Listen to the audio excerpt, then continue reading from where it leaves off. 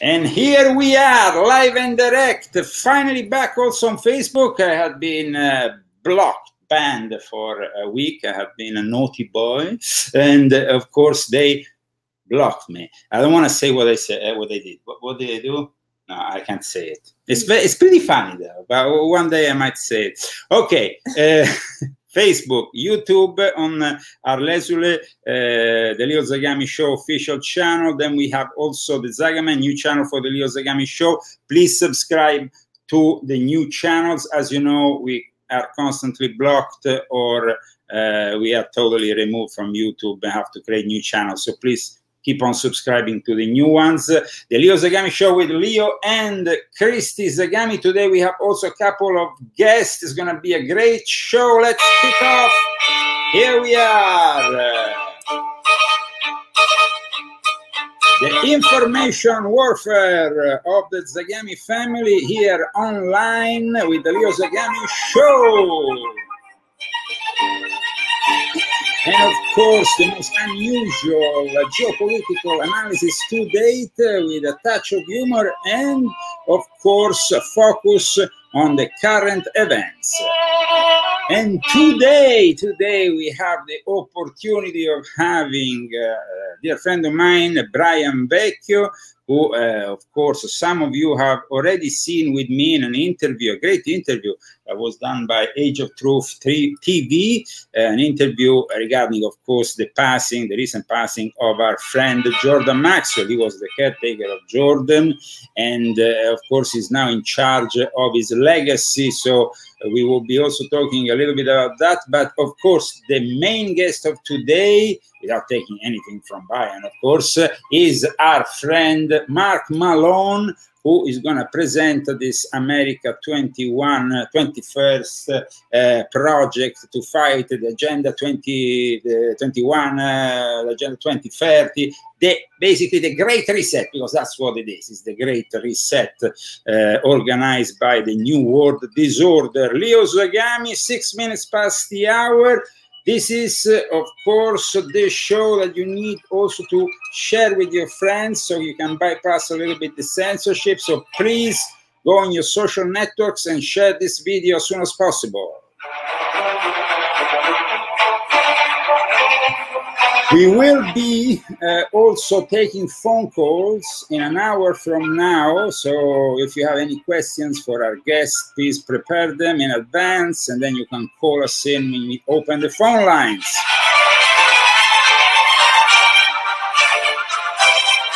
And as you know, we sponsor this show thanks to our books. And my latest book, From the Occult Roots of the Great Reset to the Populist Roots of the Great Reject, a bestseller. It's working out very well, this book, especially in the categories espionage, intelligence, geopolitical analysis, intelligence. This book brings you basically what others have not dared to discuss, the occult roots of the Great Reset. So all the various lodges, paramasonic, masonic, and sects connected to the birth of the Great Reset, the Pact of the Catacombs in the Vatican, and many other things that are not usually discussed, you can find in my new book. And then we have, of course, Christie's books, volume 1 and 2 of her Confessions of an Illuminati Princess, and we have all the other books, including this volume 6.66, The Age of Cyber Satan. This is another bestseller of the Leo Zagami collection that you shouldn't miss, because, as you know, artificial intelligence wants to take over the show by 2030, which is here. Telesmunto is and also George and Bruce and then, yes. And by the way, and before we kickstart this show, definitely, I mean, we are introducing our guests. We will also now provide you with a trailer, because from the 1st of June, we will be on Roku with a new TV channel. And so we have basically a trailer, a new one, because we had already, you remember the old trailer. I didn't see this one. You haven't seen this one. No, it's a seen it. So after the trailer, guys. The other one is really good. Well, but this is even better. After the trailer, guys, we will welcome our guest. You see, Something is going to happen. Something wonderful.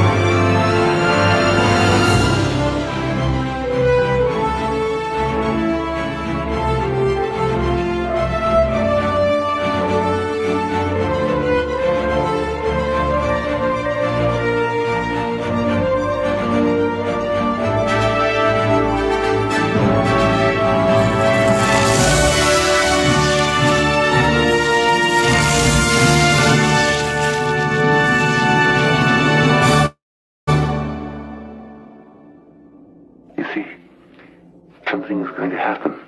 Something wonderful. Here we are.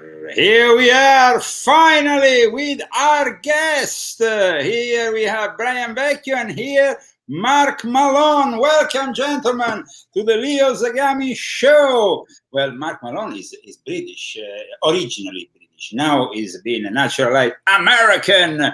Hopefully I will do the same soon. But we have in common the fact that we are newly American. We are both a little bit British. I mean, he's fully British. I'm half British, so that's about it. And then we have, of course, Brian Vecchio, who is also Italo-American.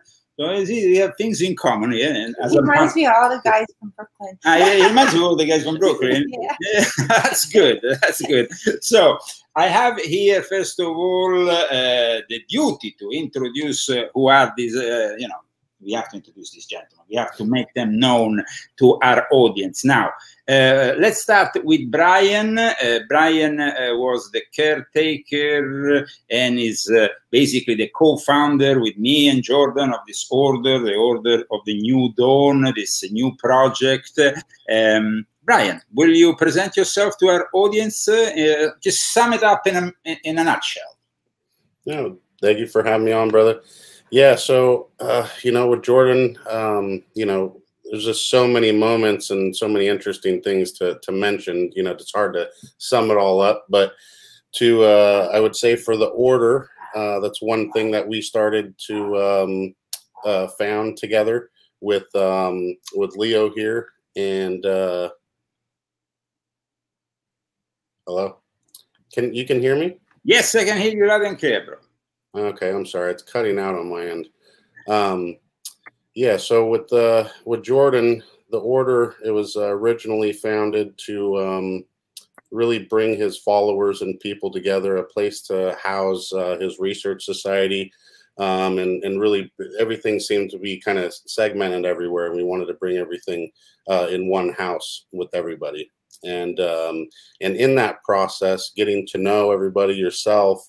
And Mark Malone, actually, funny, I was looking at our original text today, and how I got in contact with Mark was I was reaching out to Jordan to get him on some radio shows, and Mark was on an old podcast with him, and I reached out to Mark just because it was only a number that was on a napkin, and I didn't want to throw it away, so I just texted it just to see who it was and not to lose contact with them, and that's how we originally got in contact. So it was an interesting, form of events how we got here.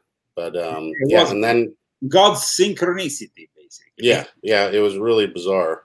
And then after that, we started talking, and that's when I knew, you know, there was so many different events and people that I've talked to. And like I was telling Mark throughout this whole time, I didn't feel like anybody had it really figured out just yet on how to really fight for our freedom and do it right. Because, you know, it didn't seem like most things worked as far as, you know, protesting or writing your congressman or doing any lobbying. It was just an uphill battle in so many ways. And then when I heard Mark's story, that's what, you know, it all kind of came to, and it made so much sense. And I knew I wanted to work with them from there on out. And so here we are, and trying to find as much support as we can from everybody. And yeah. Well, thank you so much, Brian. You've been precise, and in a nutshell, you gave us an idea also of your relationship with Mark and how you got together, which is also very important for our viewers to have a perspective. But I wanted to actually introduce Mark Malone with his own words given in a conference, because I think that Mark really delivered in this conference in a very passionate way.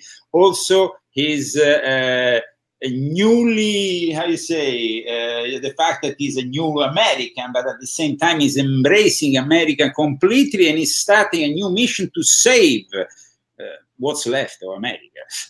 We can say that.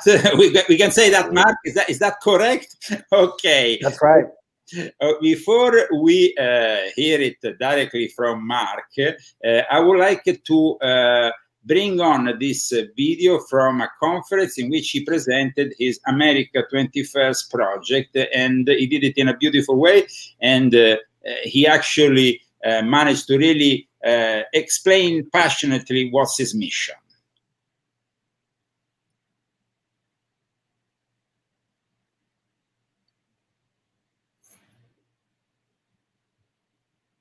Maybe before we start, though, can you tell us the context, Mark, in which this was recorded?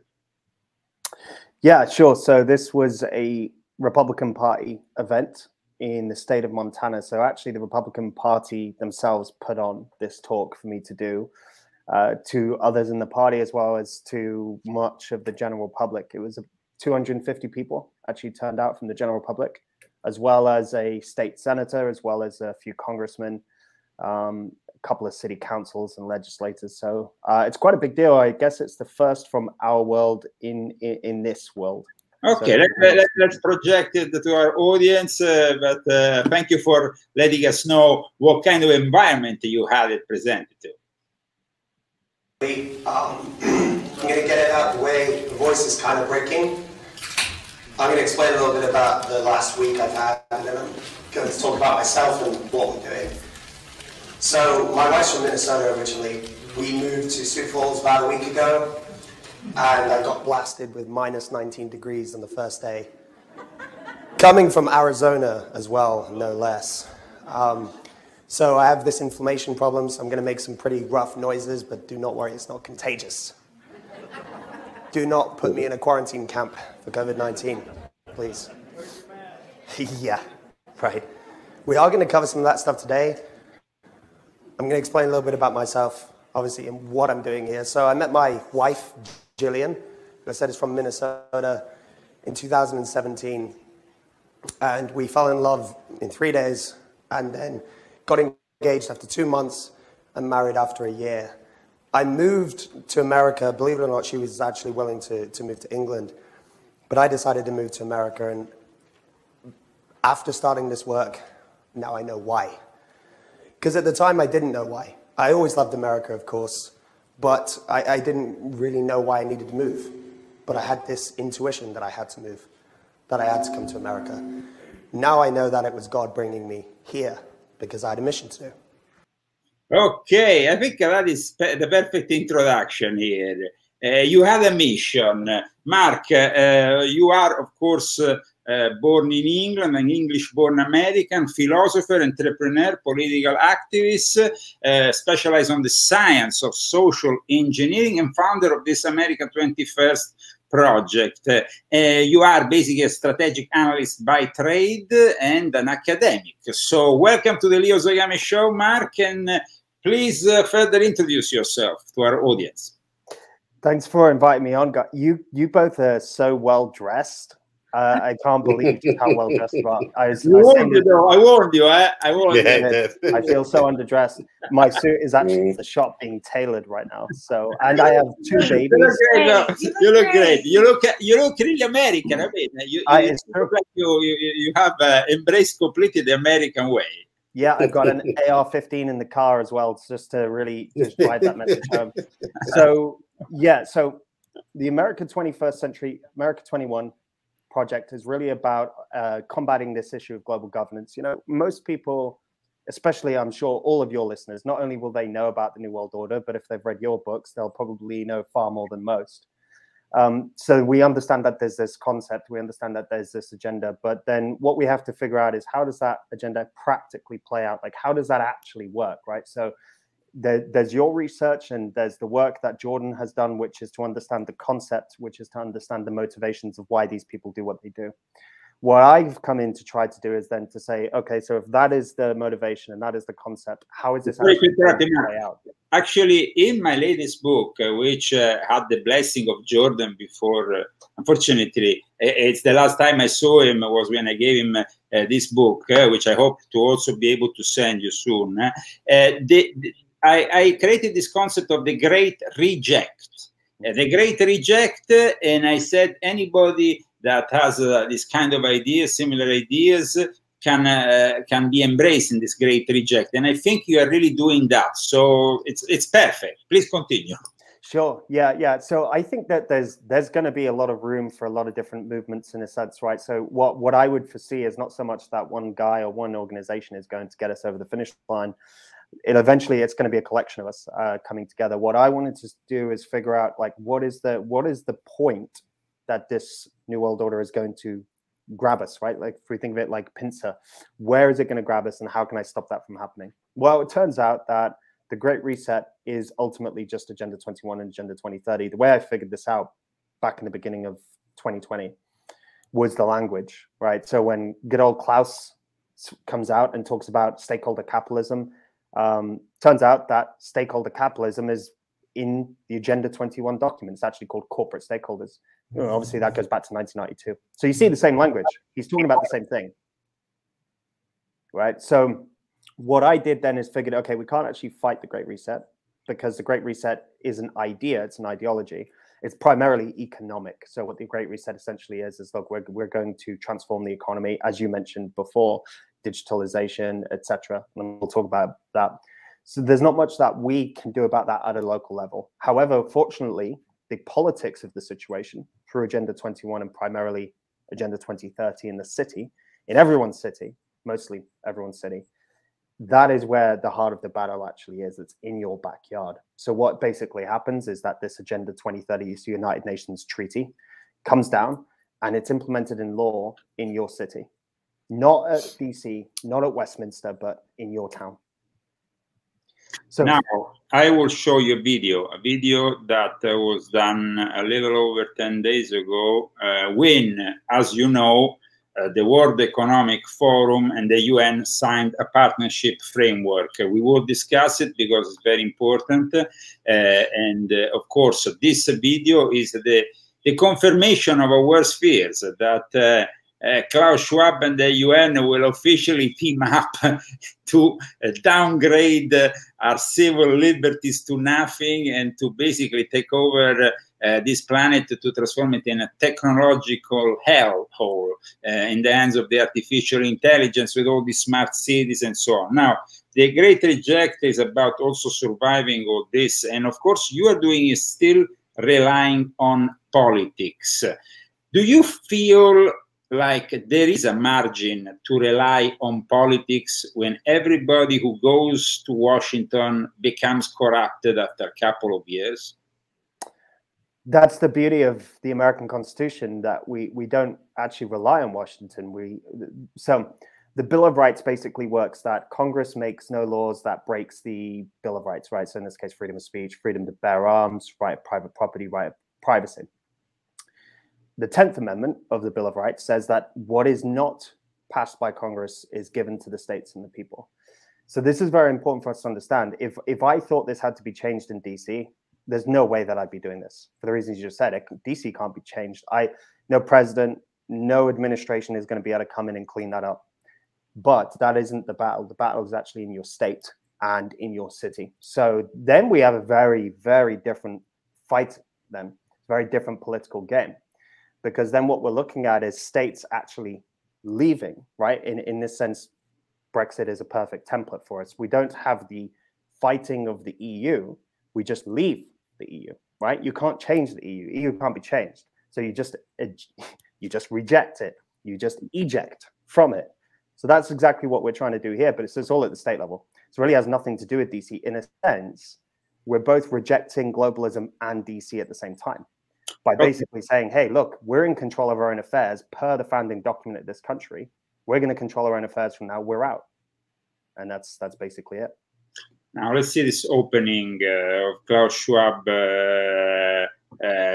union marriage with the United Nations Agenda 2030 that we all feared. This afternoon, the Secretary General and Klaus Schwab, the founder of the World Economic Forum, will witness the signing of a memorandum of understanding on a strategic partnership between the UN and the World Economic Forum, which outlines areas of cooperation to deepen engagement between the two institutions and to jointly accelerate the implementation of the 2030 agenda. So you said, though, and in one of your conferences, that basically, and then we were, of course, discussing before the start of the show, the fact that really the Agenda 2030 is really simply the Agenda 21 upgraded, maybe? I don't know. What's the difference here? There is no difference. It's simply following up on what was started with Agenda 21. Correct. Yeah. So Agenda 2030 is actually just a major milestone year of Agenda 21. Agenda 21 had nothing to do with 2021. It actually is the 21st century. So 1992, when they signed up, right, when it was this was sort of the first political coming out party of the New World Order. And 179 nations signed onto it, including the Vatican. Now, what's really important about the Agenda 21 framework is it's essentially just sustainable development. If you want to find Agenda 21, you don't look for Agenda 21, you look for sustainable development. And you'll find that everywhere. You'll find it in every county or city, pretty much in the world. You'll find it in almost every private business in the world as well, any that are corporate controlled. So Agenda 21 is the foundation. Agenda 2030 is the milestone where they basically say, look, by 2030, we want to achieve 17 sustainable development goals. So you could look at that as like, by 2030, they want to achieve 70% of their 21st century plan. So that's basically how it works. So from what I gathered of your project, you are basically approaching it at a local level, and you're starting from your home state of Montana, or do I get it wrong? It's that where you are starting? Montana's next door. I live in South Dakota, but I am going to be working with the state Senate here as well. Yeah, so Montana actually invited me to go, and that was actually what started the project. So a little bit of backstory might actually be helpful to this. So in 2020, I did a data model on the so-called pandemic, and the data model, I studied philosophy of science. I have some experience in this. I've worked in data science and stuff. So I did a data model to basically show in March of 2020, right at the beginning, that there was nothing to be concerned about. The mathematics was clear to me. Nobody believed me, of course. I put it all out publicly. It's all there. It turned out to be true over time. Why this is important is because there happened to be a guy on my Facebook who saw that, and he was the chairman of Yellowstone County in Montana. So he was the chairman of a Republican Party in Montana. He reached out to me at the end of 2021 and asked me to help him, but it happened 2 or 3 days after I was up a mountain in northern Arizona. I went up this mountain. It's called Quartz Mountain. It's made of like quartz crystal. So it's quite a magical place. So I went up and I asked God, what is it that you want me to do with this knowledge, right? So I was bang on with the pandemic straight away. And the voice said, God's voice came through me and said, just begin and the rest will come to you very shortly. So I did, I began, and then this guy from the Republican Party reached out to me 3 days after God told me that. and the rest is history. So from there, the project has just grown tremendously and obviously sped up tremendously, and we've had some pretty significant wins because we're doing it state to state, and it has nothing to do with DC. It's basically a rejection of DC as well as a rejection of the New World Order at the same time. Now, the following areas are really of importance for the strategic partnership between the UN and the World Economic Forum of Klaus Schwab. And I would like to address them with you and also with Brian. One is financing the 2030 agenda. Basically, that's the first thing, to finance it. And of course, with the UN Sustainable Development Goals, that will bring us in the Green New Deal hellhole. And then you have climate change, of course, which is very important for the New World Order to achieve clear, measurable carbon neutrality by 2050. Then you have health. Now, we know that in a few days from now, on the 22nd of May, both the World Economic Forum and the World Health Organization will be meeting in Switzerland, in Davos and in Geneva. So very close, because Switzerland, it's like a country is so small. I mean, it's not even, it's like a county in California, basically. And from Davos to Geneva, some of them, because one of the events finishes on the 26th, the other one on the 28th. So they are overlapping very, very conveniently. For the first time, the World Economic Forum is having an in-place meeting after 2 years. It doesn't seem really like a coincidence, and actually, it's not, of course, because they are putting together also this World Pandemic Treaty that will make a number of countries sign a deal to then overthrow any national sovereignty when there is the next pandemic. What do you think of that, Mark? Yeah, so the thing with and to be honest, this actually applies to Agenda 21-2030 too. They are agreements, accords, not treaties. Why that's really important is because there's nothing that's actually going to constitutionally bind us to any of these agreements, including Agenda 21. But remember that some countries will probably go as far as that, not America. But, in Europe, countries like Italy have already been experimenting, and they are probably under the direct control. I mean, from the beginning of the pandemic, they were under the direct control of the World Health Organization. Here we had Donald J. Trump saying we're going to defund them and send them, we're not going to take their orders. And in fact, that was very good for America, at least when Trump was around. Now, instead, with Biden, there is a return to the original plan, which, like you said, is part of the Agenda 2030. So, what do you think is going to happen now when they meet in Switzerland? Yeah, so the point I was making, and you're right, some countries will sign on to it, because what this would have to be is it'd have to go to Parliament, right? So it'd have to go to Parliament in the United Kingdom or in the EU nation states. But as you know, Leo, and as I know, when I was a member of the EU, which fortunately my old country isn't anymore, the nation states don't really have any say anyway. So if the EU has a directive, it supersedes all the directives of the nation states. So they're already in that situation in the European Union. And any moment, the EU could just say, well, it doesn't matter if it's an agreement because we want you to do it. And that's it. So Great Britain was lucky, not unfortunate, lucky enough to break from that technocracy called the European Union. Now, Brian, you know that Jordan was talking about these subjects for many years. And of course, he was really fearing what was about to happen. And we talked about it many times also before his departure. What do you think is the situation now here in the US regarding the pandemic or scandemic or pandemic?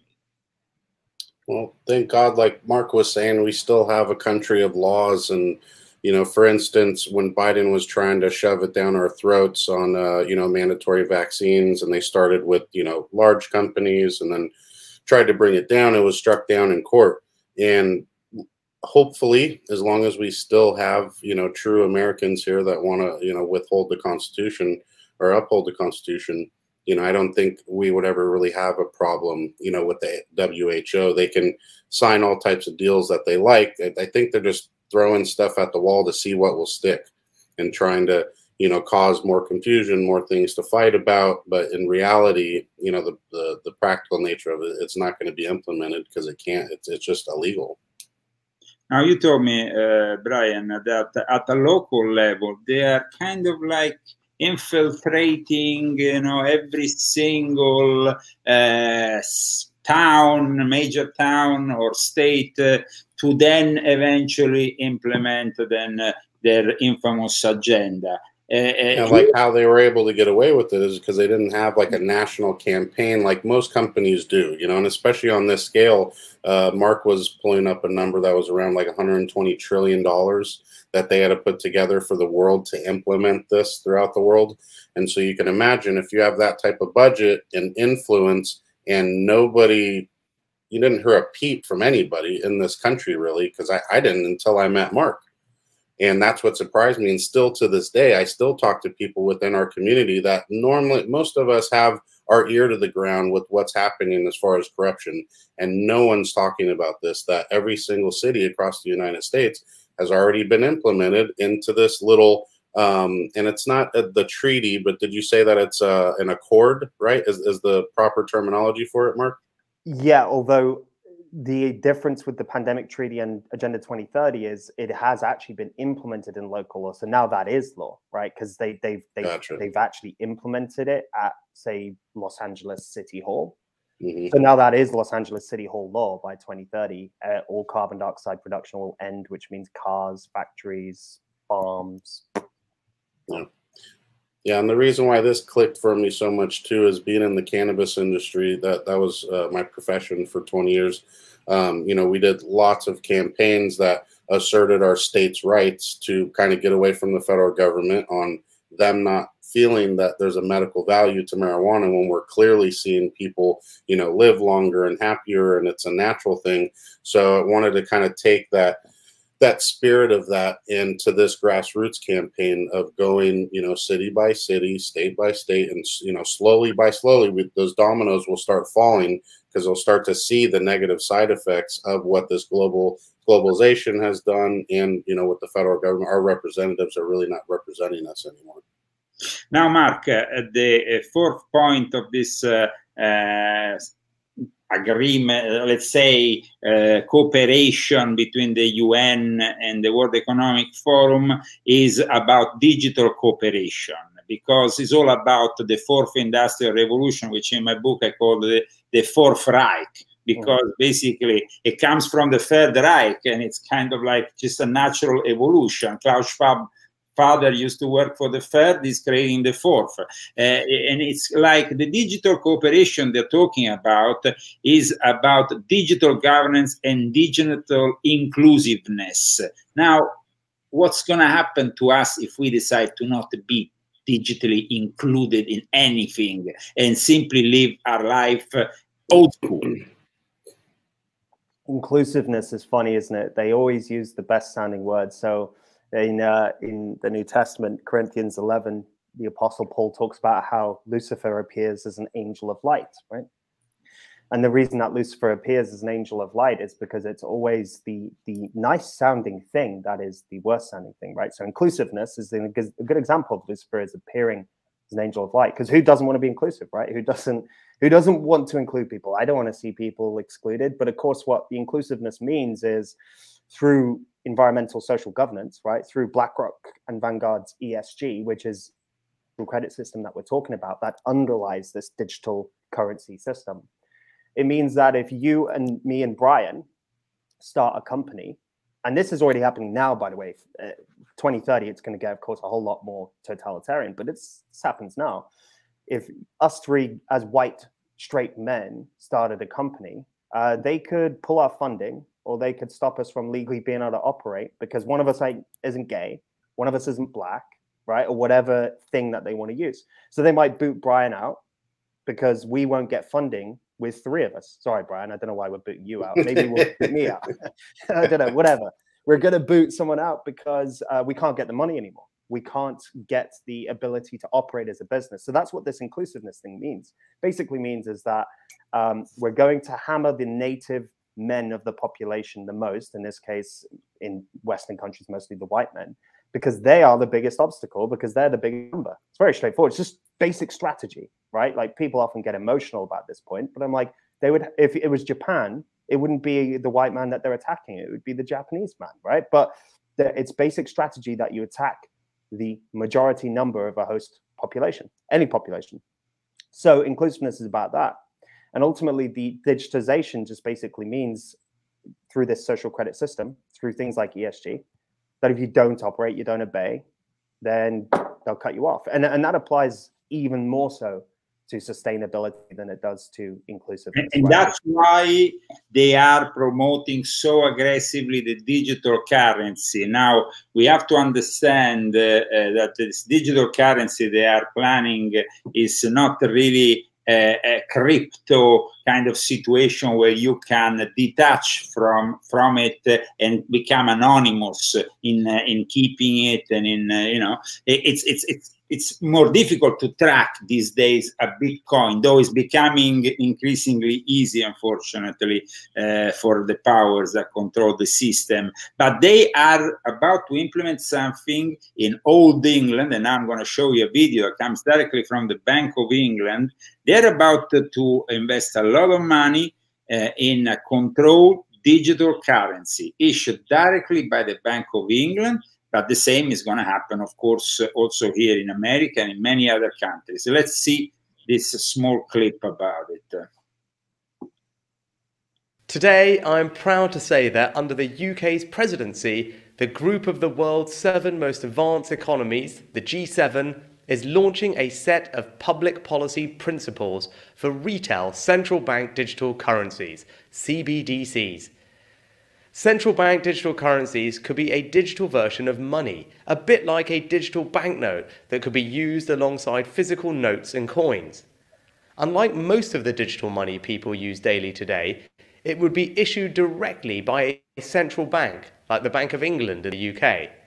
And governments and central banks across the world are working together, looking into what having a digital currency might mean in practice.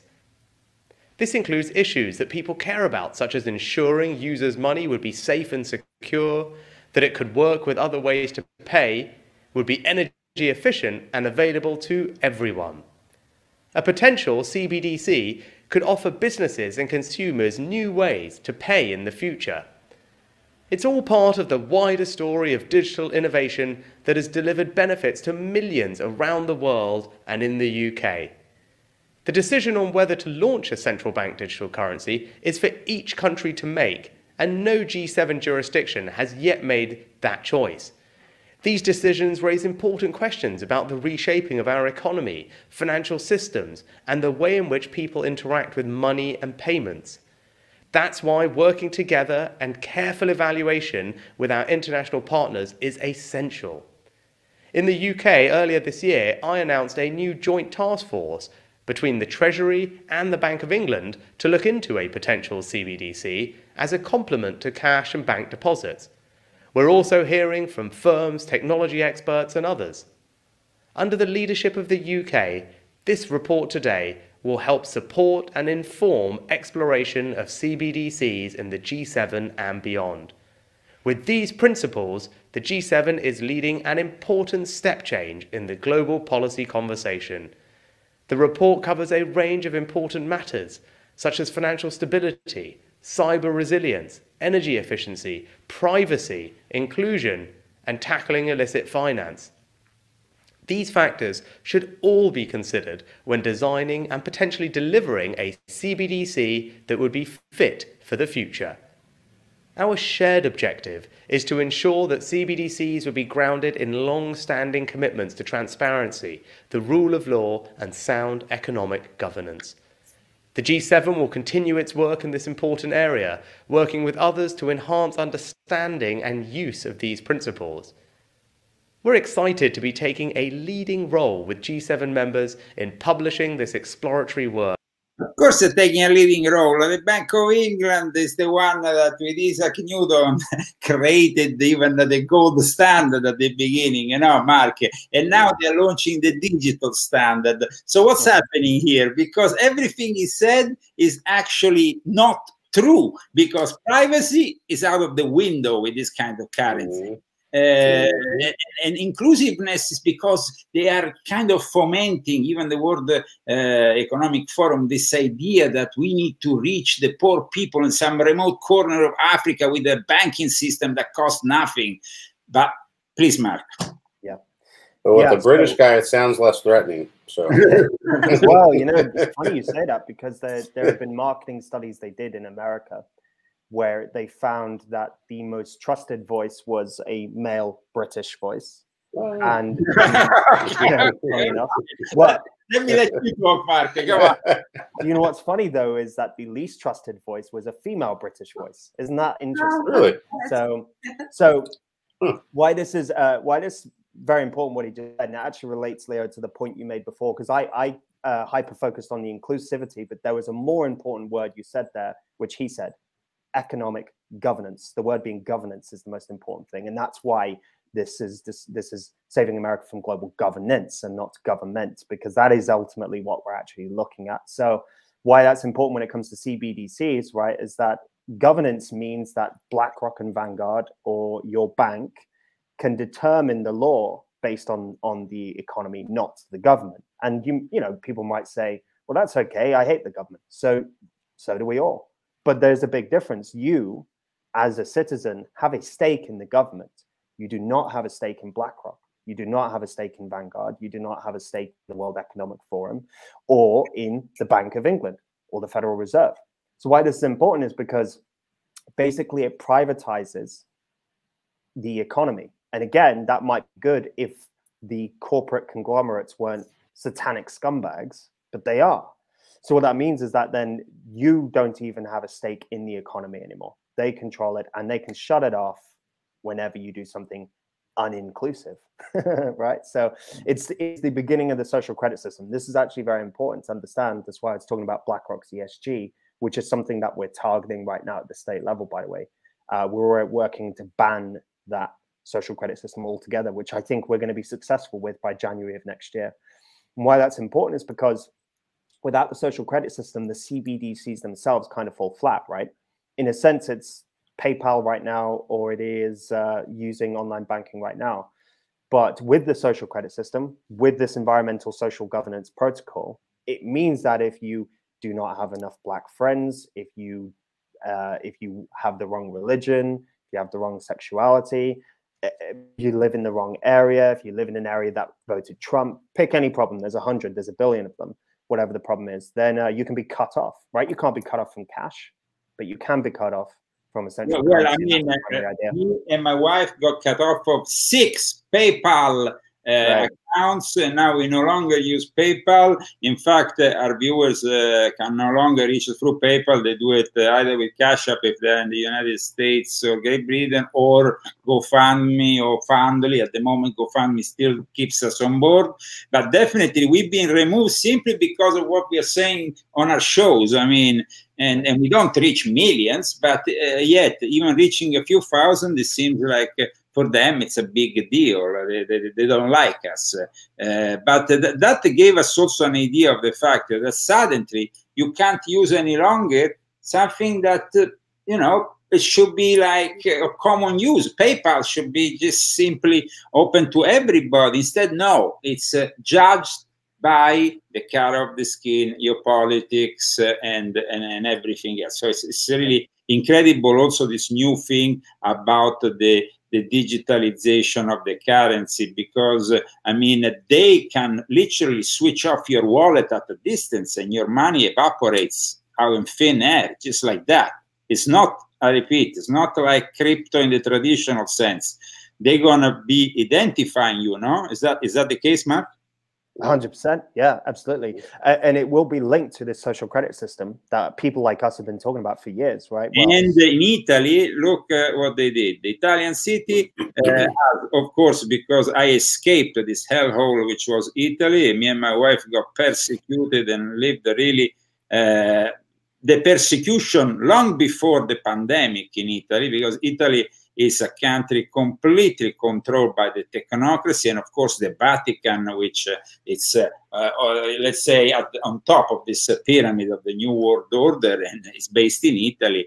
The fact that now an Italian city, which is traditionally communist, like Bologna, is planning this controversial social credit system, first of its kind in Europe, I mean, it gives you an idea that really people are about to embrace something truly demonic. I mean, that should not be allowed in any way. Brian, what do you think of this? Yeah, just that. I mean, taking the mark of the beast in the hand, all the, you know, companies that are putting chips in people, you know, just what you said. I mean, it doesn't matter what you do. You look at Canada, all the truckers that went up there, they had a fairly peaceful protest, nothing crazy happened, and all of a sudden they started closing everybody's bank accounts. So you can't even use any right to protest in that way. And so many countries are like that. So, I mean, it's common sense. Why would anybody want that if you can look at just a little bit of the past that happened in the past 5 years and what they do when they can have that type of control? Why would you want that? You know, and going back, doesn't make any sense. You know, I mean, and going back to what Mark said before about the inclusiveness of certain categories, in fact, the fifth point of the deal between the UN and the World Economic Forum is based on gender equality and empowerment of women. So, you know, this multi-stakeholder partnership that Klaus Schwab always talks about, and the coalition made of equal opportunities for women, men, and everything else, to promote equal pay and equal. I mean, we don't have anything against necessarily a woman taking the same kind of, you know, payment as a man. But then this is a little bit more complex here, no, Mark? Yeah, well, because we already have gender equality, right? So if it was about gender equality, then they'd be like, oh, the job's already done. Women can vote, women can work in all the same jobs, women can do everything a man can do, except be biologically a man. Sorry to bring that one up, but it's just a bit obvious. Now, the thing is that it's not really about gender equality. So the Luciferian trick is always that the trick of the language is somewhat always inverted. So by gender equality, what they really are saying is that we don't want women to bring up their own children. We want the state to bring up the children. So the women have to be out in the workplace. That's what they mean by gender equality. We will make every mother and wife be out there working because we want to bring up the children. That's pretty much what the gender equality one means, by the way. But, you know, there's other aspects. Part of it's just to sow discord, right? Part of it's just to break up the fabric of Western civilization in itself, right? This is kind of what they do all the race baiting stuff for, is to sow discord, and the gender stuff is about that too, just to break up the family unit primarily, which is the building block of our nation. In fact, the next topic of discussion here in the partnership framework is the education and skills. Education is an indispensable force for reducing inequalities and promoting social and economic inclusion, and including green growth. I mean, green growth, especially the green growth. In my days, green growth was growing some green, like Brian and Bucky, they grow some green. Now, green growth is something completely different. But I mean, here it's really about brainwashing also the new generations, Mark. And I mean, you are somehow a little bit younger than me, and of course. What about the people in their 30s and 20s? Do you think that these millennials can reach the truth, or are they completely brainwashed by the institutions?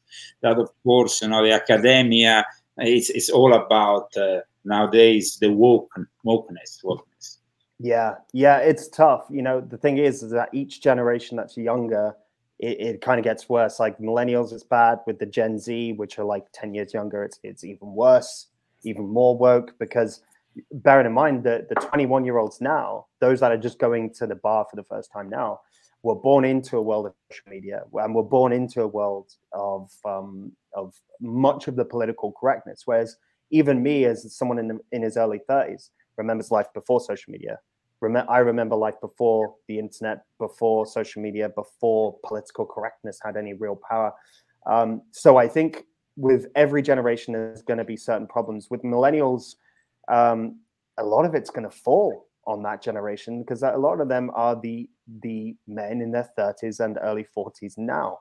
So it's they better shape up because we're going to need them. They're largely the fathers of the next generation, like me. So I would say that it definitely matters about location. Like location is everything, especially in America. So I've lived in many different states in America. I lived where you guys lived. I've lived actually in like 4 states in America so far. And I'll tell you one thing about it, that it really changes a lot based on location. Now, I'm showing here your America 21st website. People can go and check it out, America21century.com, and how it works. You can find here everything that we've been discussing during the show, but also the solution to all this, a possible solution. Mark, how confident you are about saving America in front of the possibility of imminent societal collapse? Yeah. Well, it depends what we define as America. I'm very confident that we will save America, but I'm not confident. You have coined this America exit, a little bit like Brexit. You have coined this America exit. Exactly. It's an Amexit, right? So what I mean by yes, we will save America, but I don't know how much of it will be America in the end. What I mean by that is it could be 10 states could be America by 2030. And then all the freedom-loving people we're all just gonna have to go to those 10 states, and the 40 will become part of the New World Order. That's very possible. Or maybe it's like a small part of every 50 state. I don't know. So I believe, yes, we will save America in that sense. Do I believe that we're going to save the America that we had before? No, I don't. And I'm not trying to. All I want is that we have a free land that the people who built this country would be proud of. And if that's 1 state, if that's 10, so be it. We will have a nation. You know, Leo, as well as I do, that 10 states in America is way, way bigger than most other nations, including European nations. Yeah. So I'm not so much concerned about saving every place. I want to save as much as we can. I do believe we will, because the law of the land is on our side. And that is what we implement, right? We're using the 10th Amendment to reject. So we're using the Constitution itself to reject everything that is anti-constitutional. So our case, our political and legal case, is all sewn up already. The only thing that's going to hinder it is if I'm dead. I hope they don't whack you then. Yeah. Well, you know, we all been persecuted, so we all know the score. Now, Brian, the same question to you, because you instead have been really brought up here in California, Southern California especially, and we know that communist California. Yeah, California. What do you think of what Mark said? Do we have a chance here? What kind of idea do you have, a project?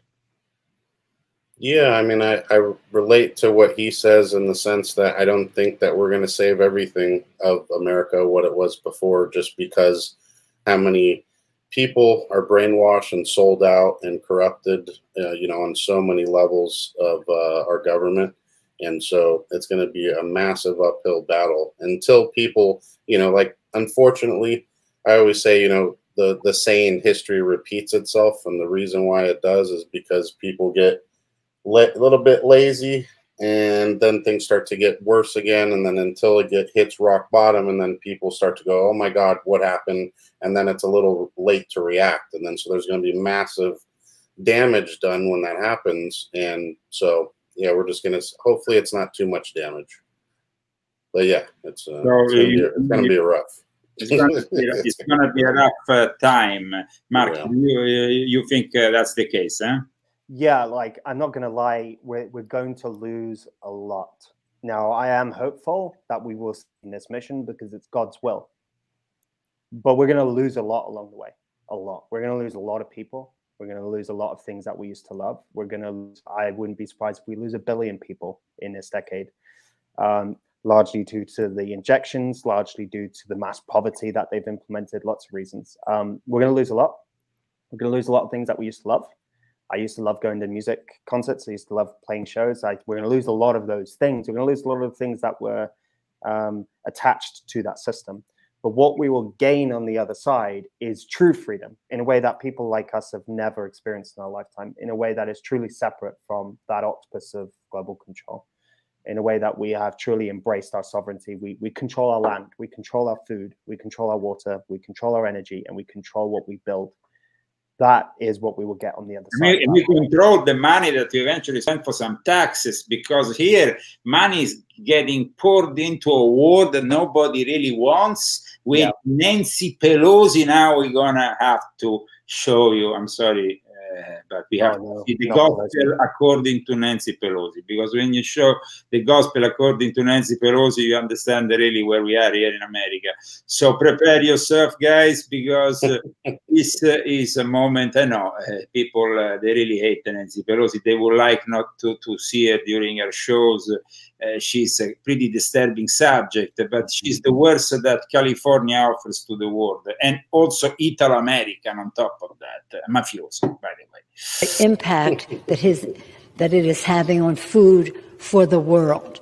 So when you're home thinking, what is this all about? Just think about, when I was hungry, you fed me, in the Gospel of Matthew. It also is so pleased that Mr. Meeks, the chairman of the Foreign Affairs Committee, was with us, because. So what do you think of that? It's always rough to listen to her. Yeah, like these demonically possessed people, like, you know, they're always like cherry picking these verses. I'll have you know that Jesus said in Luke 10:19 that we should crush people that are demonically possessed. That could be people like Nancy Pelosi, could be not. I don't want the CIA at my door. I'm just posing it as a question. But I would say that she is right, actually, all that aside, in the sense that Ukraine is kind of the breadbasket of Europe, isn't it? And Ukraine and Russia combined are a third of the world's wheat. So in a sense, she's actually correct, unfortunately. But the problem is that they, of course, have caused this problem with their coup in 2014. Had they not done the coup, none of this would be happening. So, you know, they're trying to now use actually a pretty rational case, but for a problem that they caused, you know, and this is what they always do. Then pouring all this money when here we have such a growing inflation and people go to the gas pump and see these prices that are out of control, or in the shops, and situation is only going to get worse. And even the Rockefeller Foundation said we're going to have famine in the next 6 months. What does that mean, though? I mean, that's a big deal, famine, Mark. I mean, politics goes out of the window when you start having people that are hungry. And I will put this question to both you and to Brian.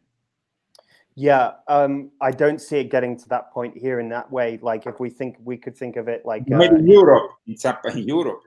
Well, you know what's most likely going to happen? The famine is going to be in the third world, and they're going to move 1 billion people into the first world. I think that is what's going to happen, and that's really going to be our biggest problem. Which will problem. destabilize the whole of Europe and then even the United States. Exactly. So they're going to move people from the areas of famine into Western civilization to further, of course, the agenda of breaking down the nation state and breaking down the social cohesion that we have. So I think that's the thing, and that's where politics becomes even more useful. The more influence we have in the political system at the state level, said forget DC, the more that we can survive and guard ourselves against incoming threats, right? Whether those incoming threats are 1 billion people, whether those incoming threats are inflation, energy shortages, food shortages, whatever, right? Because you've got to bear in mind, and I'll finish on this point, sustainable development attacks all those core infrastructures, food, energy, water, etc. So by chopping that out, we control those things, and that's why it's essential. It's more important now than ever, not less important, right? Yeah, no, absolutely. But the problem here is in the immediate. I mean, that we might have a destabilization of a lot of certainties. And basically, you said it earlier on in the show. I mean, we might lose really 1 billion people to wars, to famine, to vaccinations, viruses, which are biological warfare. I mean, we are, of course, facing a very much unprecedented scenario in history, which was, by the way, announced 2,000 years ago especially in the visions of St. John in Patmos, if you believe it's St. John who wrote them. And we are basically facing that infamous mark of the beast. So in my book, I wrote how everything smart is really satanic, because the smartphone, the smart city, the smart car, the smart house, everything is controlled by this artificial intelligence, which is very ominous and, of course, soulless. I mean, what do you think of that side of things? I mean, and I want to discuss this also with Brian. So let's start with Brian. What do you think of artificial intelligence, and on which kind of road it's leading us, all this? Yeah, I would say I always mention that's the one thing I think the Catholic Church or the church had right when they were burning people at the stake for being witches and warlocks, to, you know, stop people from you know, developing science because it was going to kill us. That is yeah, that's the only thing they got right. You know, they were right about that. So, but yeah, I always bring up the, you know, the interesting correlation of how the old school satanic people did things in a very, you know, analog way, right? Where there was seances and conjuring up things, and, you know, a lot of things that you've seen, right, in the church and so forth, and exorcising demons and whatnot, and how you conjure up things. And then it's weird how the tech community, this new, you know, kind of oligarchs of the world, you know, started developing this technology, whether it be CERN to open up portals. They've openly talked about talking to other deities and entities, you know, and having conversations with these beings, sharing information. And then, you know, CERN was a massive piece of machinery, you know, I don't know how long, 30, 40 miles in length. And then now they have it down to a D-Wave computer, the quantum computer they built in Canada, which is, you know, conjuring up, again, opening up portals and talking to other beings. And these people, these nerds, essentially, are talking about this openly. These aren't like, you know, esoteric mystic school teachers. These are like Harvard League people talking about this. That's interesting, though, Brian, because you make me think about another topic that I wanted to bring up with both you and Mark. For the first time this year at the Davos conference, there will be a bunch of shamans bringing in magic mushrooms, which are being basically unleashed on the world now by the elite as a cool thing to cure depression. For the first time at Davos, we are discussing magic mushrooms, and then there is the guy who goes on Bloomberg and say, "I understood cryptocurrency on mushrooms." I mean, Mark, what do you think about that? I mean, magic mushrooms at Davos this year.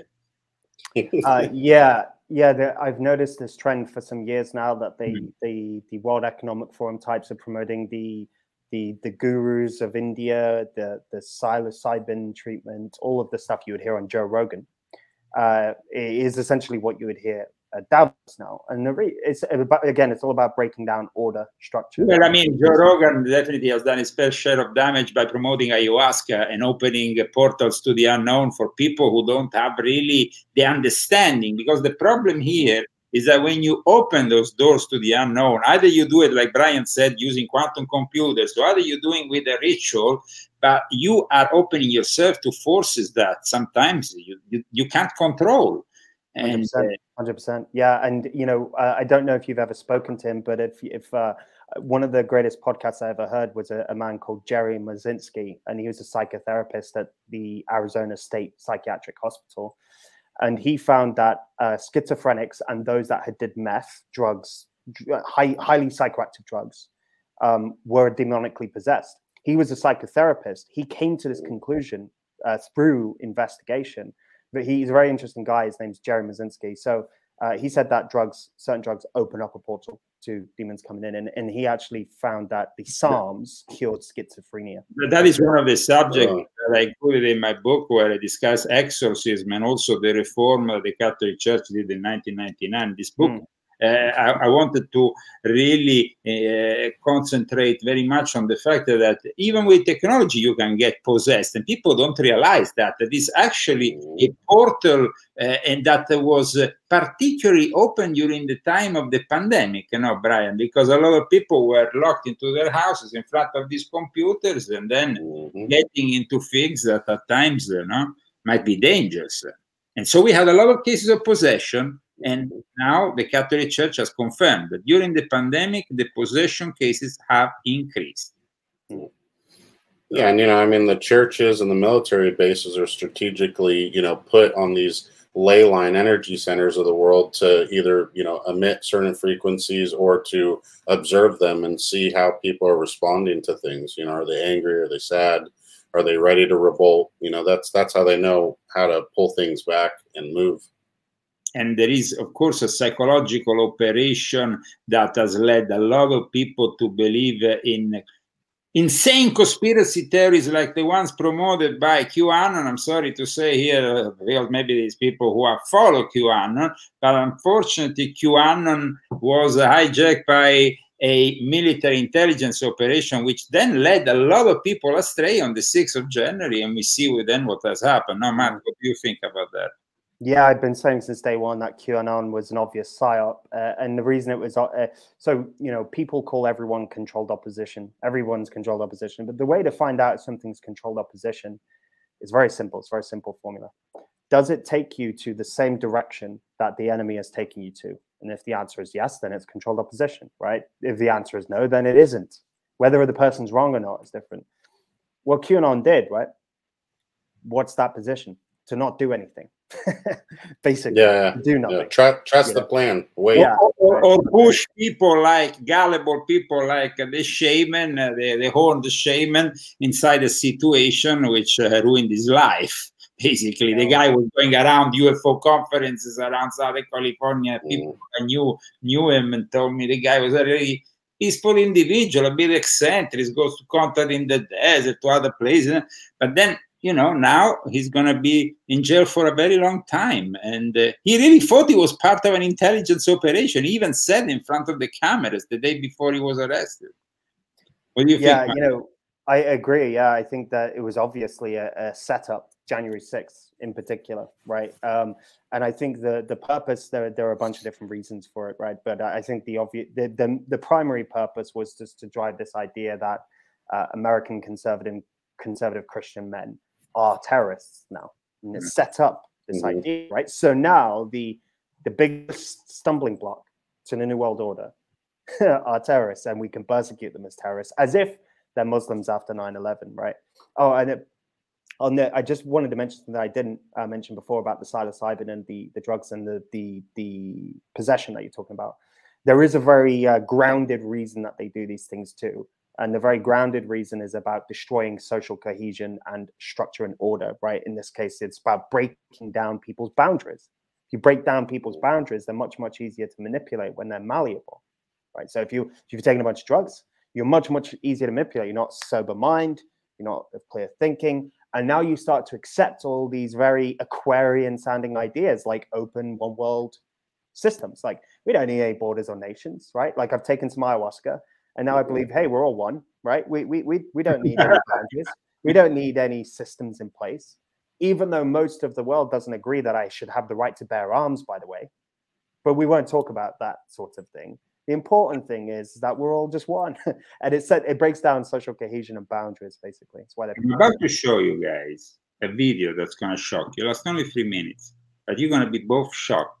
Because in my book, I talked about the psyop of QAnon, and I accused a specific group of people in Fort Bragg. Now, that group of people made themselves known as probably responsible for the 6th of January, because you need to watch what they have published as basically a recruiting video for the psyop battalion of Fort Bragg. Have you seen it? It's entitled Ghost Story.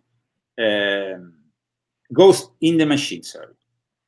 Watch it because it's pretty ominous. And the guy himself, who is playing the puppet master in this recruiting video, for the U.S. Army. Looks a bit too much like Michael Aquino. Check this out, because this is the most spooky video that, I mean, when I saw it, then I said to my wife, "But is this, I mean, this is what the U.S. Army is promoting? Ghost in the Machine?" Well, check it out, guys.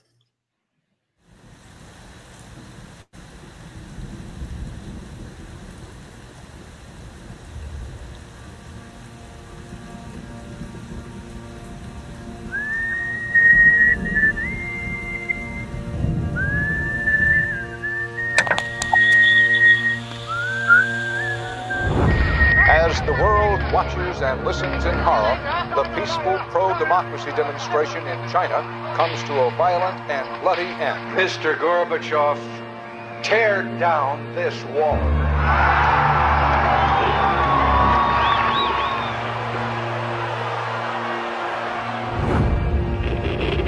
Wolves hiding nearby, whispering, "Do or die," around me.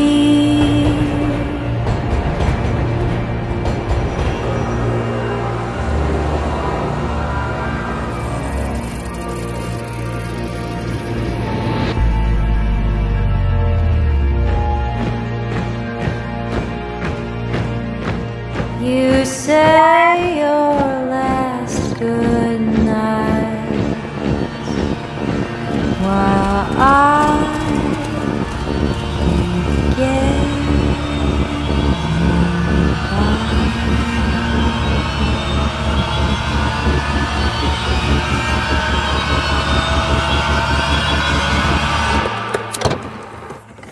There is another very important phase of warfare.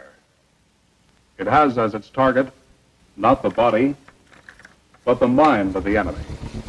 The target of psychological warfare is against the enemy's mind. It is words and ideas. The ammunition used by Psywar.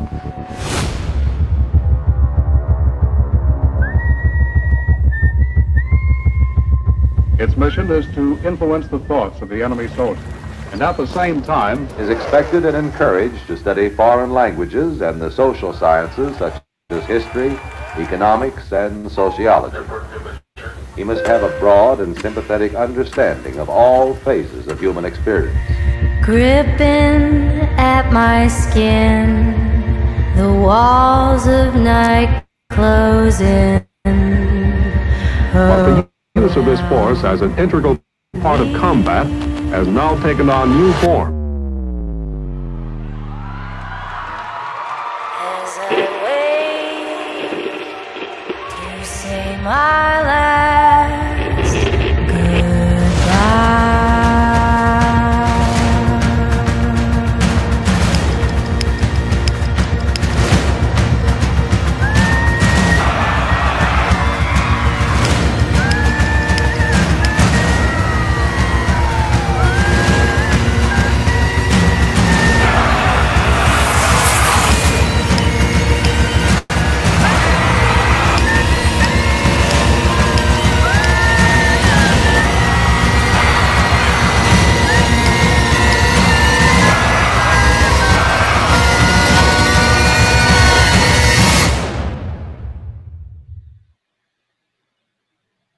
These are the Psywar soldiers.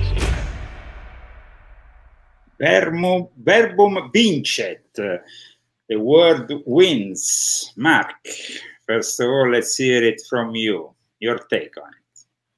Yeah, it's very interesting. The social engineering through these videos has become a lot more sophisticated than it used to be. I've noticed that even I found quite captivated by the message that they were trying to lay out. But I do think there's a subversive element to these. The subversive element could be that we're all powerful. We're always watching. We're everywhere. That was a message that really stood out to me about this. Right, looking at it. Hey, look, we're in the darkness. We're in the stars.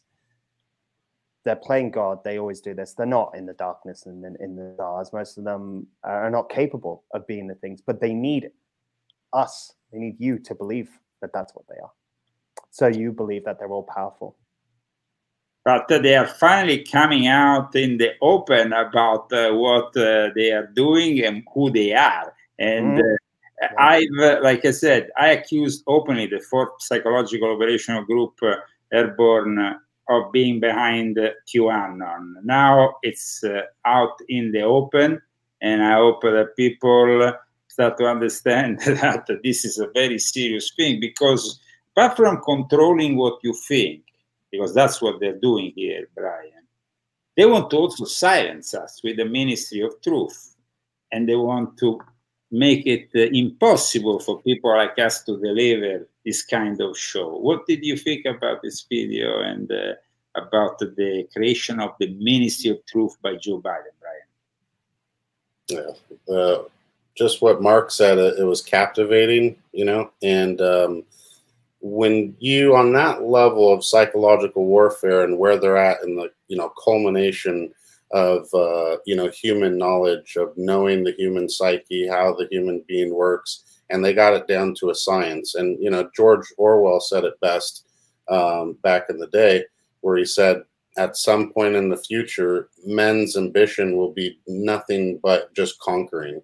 That's all we want to do, is where's the next conquer? Where's the next conquer? So this piece pulls at the heartstrings of every boy on the planet, every man, every boy that's growing up and wants to play soldier, wants to save the world, and is not educated to know who the real enemy is. That's the solution. So very well said. Very well said. It's a good piece of propaganda. Let's say. Yeah, no, it is. Plain and simple. Very well done. Very Hollywood, very Hollywood, very much the music, the graphics, you know, that's how it is. These people are the soldiers that will save us. Now, we will open, of course, the phone line, so people will be able to intervene and ask questions to both of you guys. I hope you don't mind. We usually do that on the Leo Zagami show. The phone number, which we will open now for our audience, it's +1 970 577 6369. I will put it also here on top of the screen. I will now open the phone lines, and of course we will move further with other topics if we don't receive any calls. Let me, in the meantime, open these phone lines. As you can imagine, we don't have great technical means here, but we try to do our best with the little we have. We don't have I mean, when you see what these guys, this psychological operation battalions have, it's really impressive. I mean, I'm going to show you another video. This is even shorter, but it's also very impressive if I find it, which gives you another idea of what they're doing here. And in the meantime, guys, we are opening the phone lines. We are opening the phone lines, of course, for the Leo Zagami show. Let me put it together. Here we are. The phone lines are officially open. So here we are with the phone lines. Let's see if I have this other video ready. If I don't have it, let's see. I might not have it, so that's okay. The same. We will move forward with more stuff. We have a bunch of things here, and so full of information. We have the information warfare on a desktop, so it's complicated. Welcome to the Leo Zagami show. Who am I talking with, and where are you calling from? Hey, Leo, it's Rob from Team Region 3. Hi, Rob. Hi there. Welcome to our show, Rob. And did you enjoy the show of today? Did you enjoy our guest? Yeah, it's let me mute this here. So, get a delay here. So, anyway, I'm enjoying the show. Wanted to talk about a conversation I had with my cousin back around 1974 when I was meeting him at my ancestral farmhouse. He pulls up on a Harley. He had just gotten out of Vietnam, and he was wearing his combat fatigues, and he had a patch on his shoulder, and I couldn't barely read. It was black on black. And I said, "What's your patch read? I can't see it in broad sunlight." And he says, "Oh, that's PSYOP, Psychor." And I said, what the hell is that? And I was young. And he said, oh, don't you know there's 4 times more money goes into psych warfare than actual munitions and conventional warfare. And I was like, huh? And that stuck with me to this day. And I went into what I would call computer security work. And I see now he was right, because it's education, politics. It's basically everything that men do. It's the entirety of society. Wherever there's a thought, there's psych warfare. Well, thanks for your testimony, and I'm glad that you have called, because it's important that people realize that this is a reality. It's not the stuff of fiction or the man who stares at goats movie, who was also very important to understand that it's not only the psyops involved, but there is also other activities that at times border with the paranormal. You have any questions regarding our guest today, for our guest today?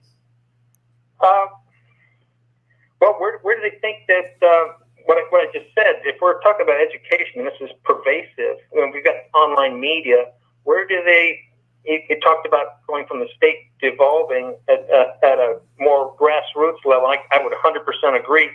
What about the getting back our villages? I mean, I've seen the small government things have gone away, and it's been, the ladder's pulled back up and everything's going big. It's 80% of the work is being pulled remote and 20% is local, when it used to be the exact opposite. I think we need to go back to that, reverse that trend back towards local villages, reinstantiating villages or communities. We've lost our communities now. Everything's online, and where do we go with that? Mark, please answer, because I'm sure you can at least also introduce us further to the practicality of your project. How can people contact you, and how they can get involved and active to preserve their communities or safety? Yeah, I agree. Local, it's all about local. You know, this is what the social engineers do. This is why their catchphrase is "Think global, act local." You've probably seen those stickers on the back of climate change things. That's what we have to do. Think global, act local. So we are taking the same approach. I think we have to get to a position where we have to think very realistically about the areas that actually are going to be capable of being self-sufficient as we wedge out global interests. Because when global interests go, we're going to lose. We actually are going to lose a lot, right? And this is the reality of the society that a lot of it produces. So we have to think about where those areas would be. And I advise that people go to those areas that are most self-sufficient and sovereign already. The last couple of years definitely gives you an insight into those places, right? Who avoided and who didn't avoid the COVID stuff. That's a great example. On the deeper aspect of the smartphones and the deeper aspect of what we'll call like social engineering through psych warfare, that's a deeper problem that can't be fixed by an organization or group. That has to be fixed by the family unit. The only way that can be fixed truly is by a good husband and father, primarily, who is supposed to be the role model for the children and to lay down the blueprint. So the only way we can really fix psych warfare more deeply is through a strong families, which is why social engineers and the global governance mob always go for the family unit as the primary target. Thank you for that explanation, very down to the point. Any answer from your side, Brian, to the question of our listener? Do it. Yeah, I would say that is the plan. You know, when you look at their plans and what they have done to the EU and trying to take away local control of basic resources, right? Like, that's why most countries have the most problems, is because now you have these foreign entities that don't really care really about your sovereignty or your self-sustainability. It's all about controlling of those resources, and they're willing to go to war, start wars, not represent you in the right fashion, and they don't care about your day-to-day life. So, you know, having that come back, and like Mark was saying, being in certain locations where there is oil, There is energy, there is sun, there's agriculture, there's ways to supply all the basic needs that you have. Then you're in a good position. And if you can all band together, and luckily, again, in America, we're a law of land, or a law of lands, land of laws. All we have to do is assert that and be able to get that sovereignty back and gain control over our natural resources and everything that we have, so that we can keep that going. Thank you very much then for calling up with this question. That definitely gave us also some very interesting answers from our guest. And please call again in the future. Thanks. Okay, so we will continue. We have more phone calls, this time from abroad. I think it's Germany calling. Yes? Yes, hello. Hello there. I can notice you're calling from Europe. Where about in Europe? Calling from Germany. I recognize, yes, in fact, the numbers seem familiar. So did you appreciate our show today? Yes, I did. I did actually, yes. You have any questions for our guest? Well, not for the guests, but for you personally. Is that a problem? No, it's not a problem, please. Well, the thing is, I have read the first 2 volumes of your Confessions of an Illuminati series. Yes. And I've also read a book by Joella Magaldi. Ah, okay. The one on the Ur lodges. I mean, yes. And you seem to be sort of appreciative of these Ur lodges. You know what I mean? In your work. But there seems to be a sort of rivalry between you and Magaldi.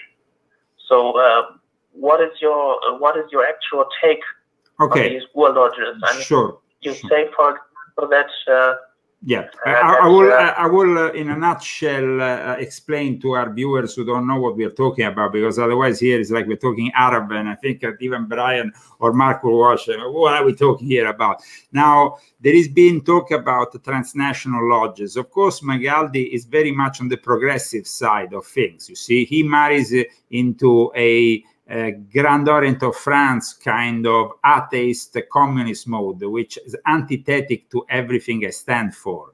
He is also very much close to the Jesuits. He himself converted to Catholicism in one day thanks to the Jesuits. And for that reason, I am kind of course, critical of his stand, mostly because he is for people like Mario Draghi, who is basically a banker, a member of the Bilderberg, a member of the Trilateral, a member of everything that is wrong in the world, but mostly a Jesuit agent. I would say that the progressive lodges are the ones that gave us, for example, the Soviet Union. I mean, Vladimir Lenin was initiated in France and then brought back to France with other French immigrants, the Grand Orient of the Russian people, that gave us that hellish years of the Soviet Union. So as you can understand, I'm very much opposed to progressive Freemasonry. Though I must say that these days, even conservative Freemasonry has been collapsing, and me and Brian have talked about it many times. The values that used to be are no longer there. Here in California, for example, we can say that Freemasonry is either in the hands of Satanists or people who promote the Democrat Party and hate Donald J. Trump openly, like the former Grandmaster. So everything that is antithetic with the founders of this nation, who you might like it or dislike it. And I know also that Mark is somebody who followed very much the teachings of Thomas Paine, but you might like it or not like it. But people like George Washington were true Christians who embraced a form of Freemasonry which initially was actually Christian. Freemasonry from 1813 onwards, from the unification of the ancient and the moderns, and the Duke of Sussex made it possible. Then a kind of gradually lost this Christian fraternity connotation, and later on opened up to, well, already back then opened up to occultists, atheists later on, and everything that is not really Christian. And so for that reason, I am really critical of Freemasonry these days. So thank you very much, though, for calling in from Germany. We'll be calling, of course, taking other calls from other parts of the world. You are welcome to call us. The phone number is listed here, +1 970 577 6369. Sorry for answering a question that maybe wasn't pertinent with the show of today, but of course our viewers sometimes give us also these kind of questions. Thank you for calling in. Where are you calling from, and what's your name? Hello, Leo, Christy, and guests. This is Carl from Carl. Hey, welcome. This is one of our viewers who follows us mostly, in our show. He's from Chicago. He's from region number 5. He's from that. Sorry, can I say that Chicago is a shithole, or you get offended? I mean, well, I don't know, Leo. I think I would, respect you with whatever you say. But I do have a quick question for our guests, and I do want to say, I think all the listeners really appreciate you guys spending the time here on the air. So the nature of my question is, it's about the logic of depopulation. So something I've been thinking about recently is these people in power. They've got untold riches. They've got unlimited power, but they have that because basically they've taken it from us. So if, and I've heard different figures, if they were to depopulate the world by 90% or even, 50%, wouldn't that make them poorer? Why would they want to do that? What is the point of depopulation? I can answer, but I will leave it first to Mark and then to Brian. Please, Mark. Yeah, so thanks for the question. The typical answer that I've heard in the past is just easier to control less people, right? The idea is 8 billion, 9 billion people, too much to control, much easier to control 500 million or 1 billion. Ted Turner, who was the founder of CNN, and actually on the How It Works website that Leo had up on my website earlier, if you go there, there's an article actually by the Wall Street Journal of all, very mainstream paper, of the get-together of Ted Turner, Bill Gates, David Rockefeller, etc. in 2009, talking about depopulation. So in 2009 even. Which is, by the way, one of the subjects I treated in volume 2 of my confession, so definitely in line with what you're saying. So yeah, it's interesting. Even 10 years ago, they could even talk about some of this stuff more mainstream. So anyway, the control aspect is one. From a spiritual perspective, Leo and I actually talked about this privately on the phone. These people do have a transcendent mission that, in their view, is for the good. Everyone who's evil believes that what they're doing is ultimately good, in a sense. So their view is that they want to end suffering. Most people can't take care of themselves. Most people are just their life is full of suffering. But also, let's say, the burden. They have the opportunity for the first time to have robots doing the job of millions of people. They don't need it. They don't need any more all these people. They have the robots, so that's it. I mean, that's it. Yeah. Simple. I mean, yeah, that was the big one with the I'm sorry, Adam. I'm sorry. Go ahead. The only thing, when it comes to the control aspect of things, I've heard that, every time I ask this question, that's the answer I get. Well, it's easier to control less people, and I agree, but they seem to be doing pretty well without being in control of everyone. They're living pretty, right? They're sitting pretty. So, but I'm glad that you followed it up by saying, they think they're on a mission, and it is to, end suffering. Would you tell me more about that? Yeah, so it's the dark satanic mystic view that they have is that through suffering they will find the light, and it comes from this sort of Sabbatean Sabbatean Francis, yes, that is typical. You know, it's Right. indulgence through sin to eventually get closer to the Messianic era. That's right. they Yeah, so they feel like they can find God through the darkness, through the sin itself, right? Which is why they've been plunging the world since 1666 further and further into darkness. So there's an aspect of it that's that. There's an aspect that in their view, as they view themselves as the gods, right? That's the Lucifer. That's what Luciferianism truly is that you yourself you see yourself as God, that no authority is above you, including your creator. So when we think of it that way, there's many aspects, right? They want to reduce suffering because they're God and they feel like it's time for you to go. They also believe that through the suffering of many people dying and suffering itself, they will find light, they will find God. It's a very perverted way to view it, but if you it's completely twisted. Right? Is sick, and it's actually what gave the basis of the philosophy of even people like Aleister Crowley and other Illuminati, because the do what thou wilt philosophy of Aleister Crowley came from the Sabbatean Frankist, first with Sabbatai Zevi and then with Jacob Frank, this overindulgence in sexual orgies, black magic, and whatnot is serving the purpose of getting closer to the end times. Basically, that is synthetically what it's all about. Brian, please. Yeah, no, I mean, there's been a long plan to get us here. You know, if you look at Agenda 21, you know, signed back in the early 90s. Before that, in the 60s, 70s, they were planning this stuff out. It's been a slow, incremental process, but to add to the population control part, what's interesting is when you start listening to a lot of these, you know, technocrats, they're like, say, the D-Wave computer. They project, and pretty much everybody within that community, and including the WEF, predict that within the next 5 to 10 years, every single human behavior, or every single human job can be replaced by these robots or automation or some type of technology.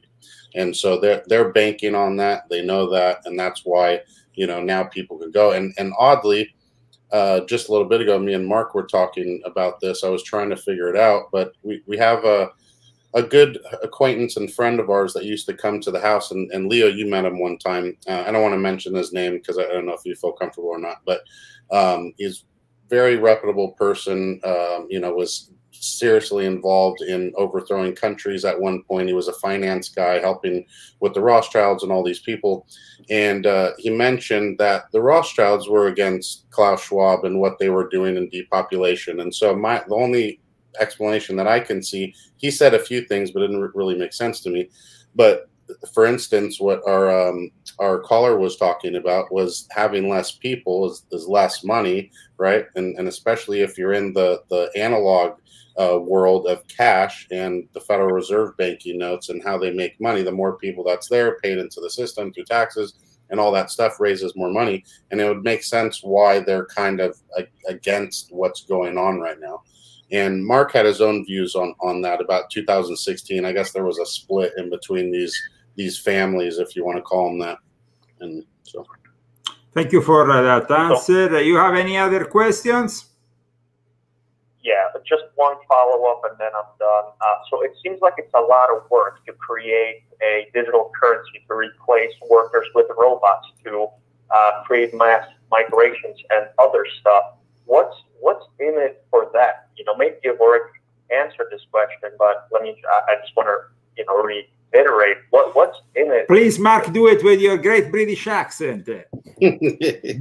Yeah, I think the digital currency isn't even really the thing that matters. I think the social credit system itself is what matters. And the digital currency is just numbers to represent what they need you to do through the social credit system, right? So I guess if you think of it like there's a destination and then there's the journey that I'm going on. And the social credit system, in a sense, is the car that actually is going to get me around through the tunnels, on the roads, over the mountains, and the money is just starting point and ending point.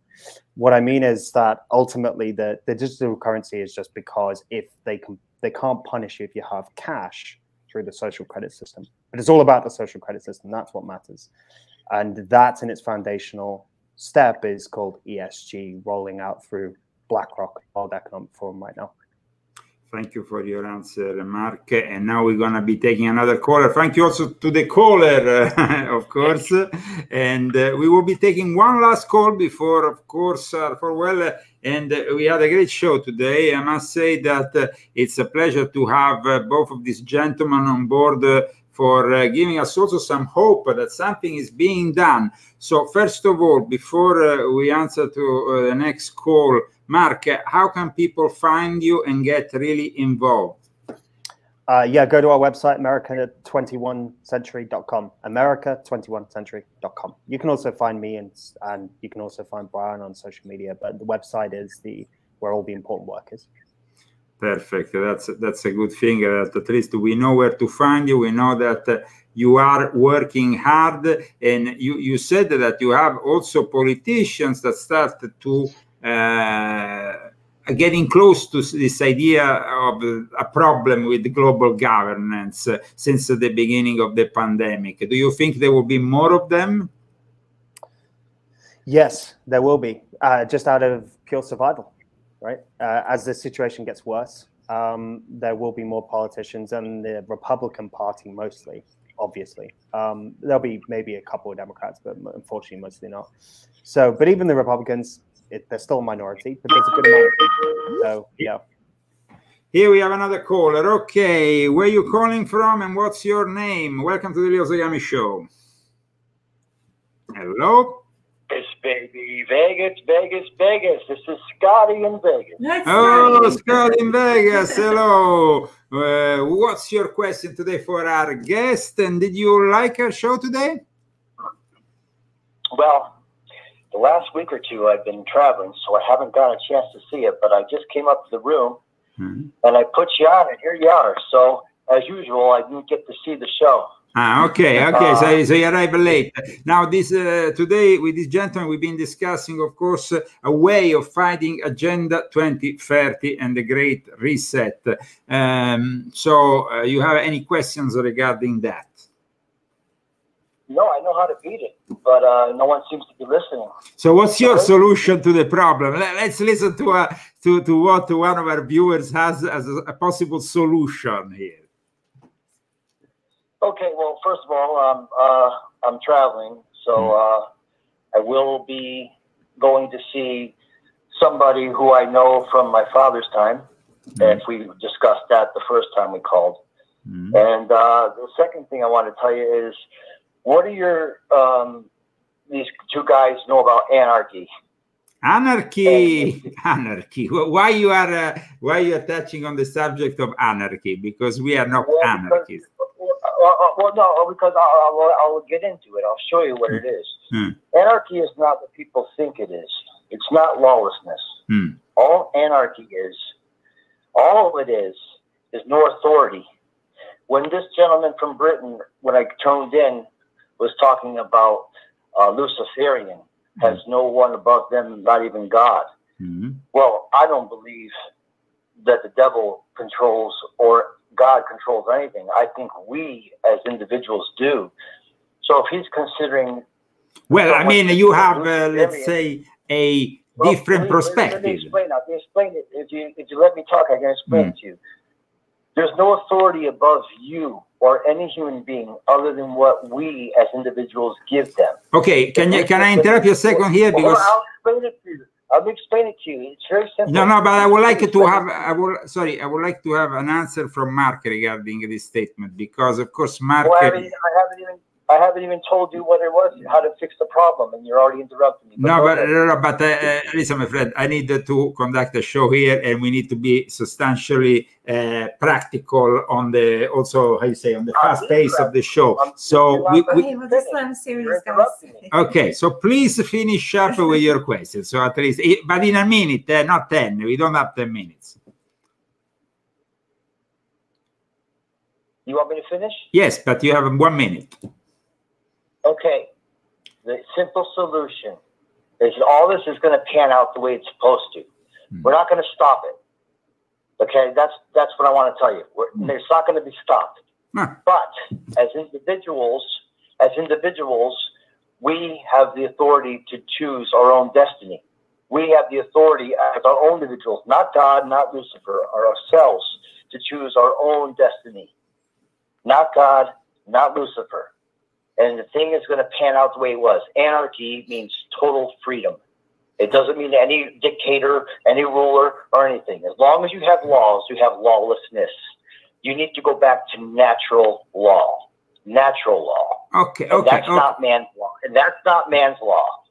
Okay. And basically, everyone on this earth is not going to be around when that time happens, and that'll be in about 100 years from now. So everyone relax and enjoy the rest of your life. Okay, this is a point of view. It's going to play out the way it's supposed to play out. Oh, okay, this is a point of view. Play out the way it's supposed to play out. This is a don't point. Interfere and don't get involved. Okay, okay. So we had this listener, of course, gave his point of view. Now I know that both Mark and Brian are like waiting to give their own take on this.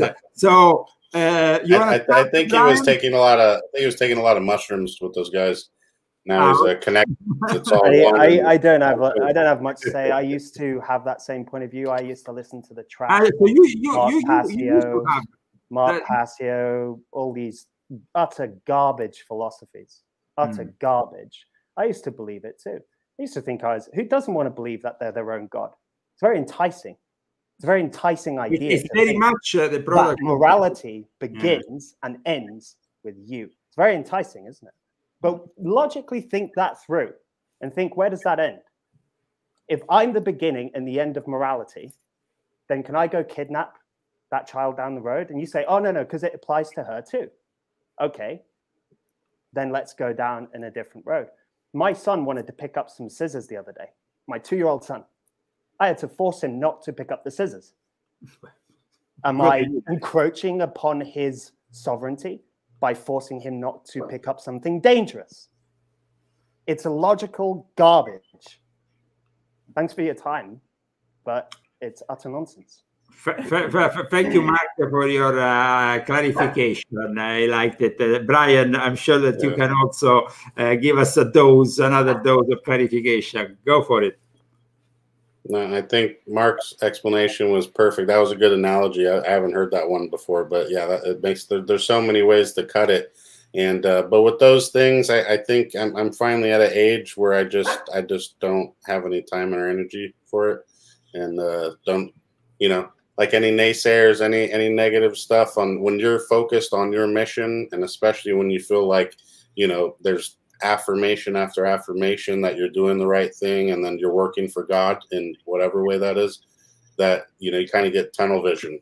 And so that, not concerned with anything outside of that, because I know I've been through so many exercises, and Mark too, you know, he's a philosophy major, and he sat there and like, there's only a few of us out there. And that's why what's interesting is Jordan kind of brought us together in the Manly P. Halls of the world, because there's very few of us that are really, really in it to figure it out. Everyone else wants to, you know, hear themselves speak, or they want to be famous doing you know, this or that. And it's really not about the work and actually implementing it. So that's where I'm at. Just very elementary level stuff, because humans are really simple and it's easy to predict, and just keep it there. We don't need to overcomplicate it with all this stuff. You know what I mean? So thank you so much. That was a great ending. And I think even this caller, even if it was kind of like confrontation in a way, no, it gave us the opportunity to clarify certain points in the end. Sure. You know? So thank you so much for joining us today. Both you and Brian are welcome in the future. Maybe we can follow up this broadcast with another show. And I, of course, welcome at the end of the show. This is my kind of tradition. I bring in front of the cameras our little Chihuahua Rambo, a survivor, and also send us off. Well, you know, he's really a survivor. I mean, this guy, when he was only a couple of months old, he was on an RV of a bunch of illegal Mexicans, and they all died. And he was inside this plastic cage that wandered off in the wilderness, and then after a couple of days, he was found in a barn. So he's a real survivor. That's why he's called Rambo. Thank you so much. Thank you, British gentleman, a new British voice. voice to give us a little bit more credibility. Now we have a proper Working on British accent. Proper British accent. That's good. That's very good. And of course, you are a little bit Scottish also, which I'm also. So I also like that very much. And like I said, Brian is a bit Sicilian, and I'm a bit Sicilian. You know, it's like I'm half Sicilian, half Irish. Great. I'm also a little bit Irish. Lord Byron said that when you mix the two islands, Sicily and England, or can be said Ireland is in a way an island or two, then you get really something very particular. Indeed. Keep the alcohol away. I thank you very much, because you really brought us a lot of news on a topic that is important, that we need to discuss, which is this Agenda 21, 2000, and also 2030, and of course the Great Reset, and how to finally practically get to do something in your local community, no, Mark? So you will advise our viewers to connect with you, and then what will happen after that? Go to the website, click the first button that says local activism.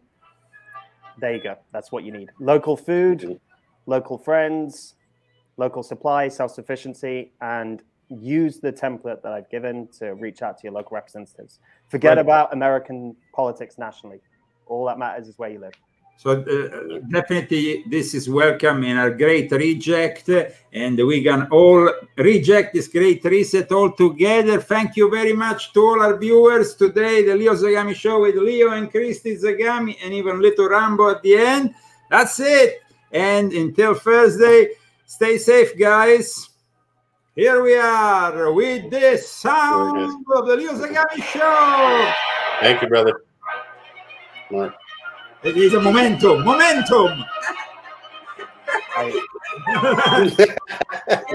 You know, even Mark Malone, you know, he's British. He's a little bit stiff. We did exactly. Yeah, right? There you go.